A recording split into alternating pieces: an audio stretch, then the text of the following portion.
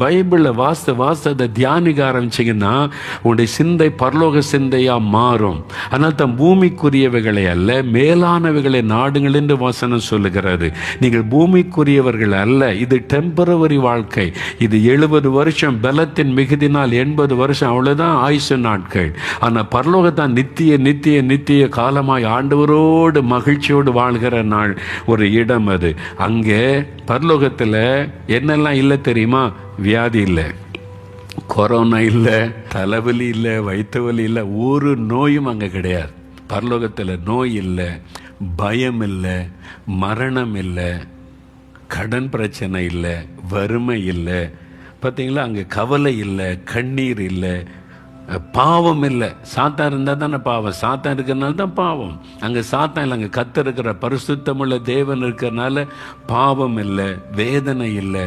ரொம்ப சந்தோஷமாக இருக்கும், மன மகிழ்ச்சி. எவ்வளோ அருமையான இடம் இல்லை பரலோகம்.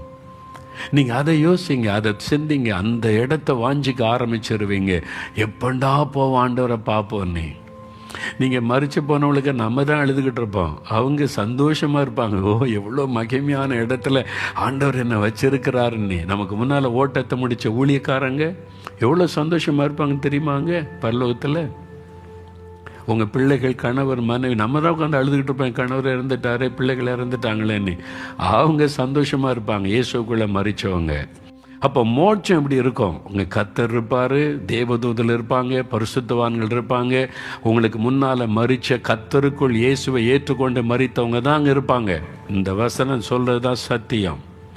மனுஷன் கற்பனையாக நிறைய சொல்லிக்கிட்டே இருப்பாங்க. இதில் சொல்லியிருக்கு, அதில் சொல்லியிருக்கு. அது யார் சொன்னது? அவன் சொன்னது, இவன் சொன்ன. அந்த ஆள் உண்மையான ஆளா? அவர் என்ன மறித்து உயிர்த்தெழுந்தவரா? பிசாசு பொய்யனும் பொய்க்கு பிதாவுமாக இருக்கிறான். இந்த வசனம் சத்தியம். இதுவரை இதில் சொல்லப்பட்ட எல்லாம் இன்றைக்கு வரைக்கும் நிறைவேறுகிறது.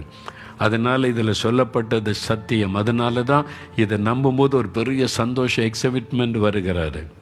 பரலோகத்தில் நான் இயேசுவோடு இருப்பேன்ற மகிழ்ச்சி.